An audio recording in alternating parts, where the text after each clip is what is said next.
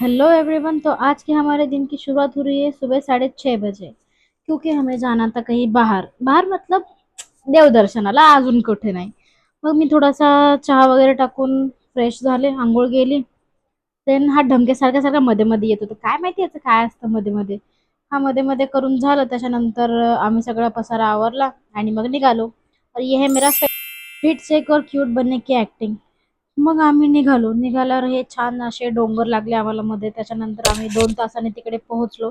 तिकडे पोहोचल्यावर काहीच नव्हतं, एकदम म्हणजे असं इतकं नुसतं ऊन लागत होतं, बस अजून काहीच नव्हतं। मग आम्ही शेतामध्ये पोहोचलो, तिथे थोडा वेळ सगळे बसलो आणि हे ऊसाचं शेत होतं।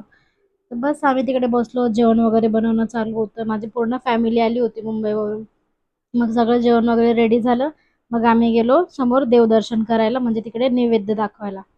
बस मग जेवण वगैरे करून सगळं आवरून आम्ही घराच्या दिशेने निघालो। तर थोडं मध्ये सनसेट दिसला, तर आम्ही फोटो काढायला थांबलो। अँड देन बस ही लागली ट्रॅफिक। Bye bye.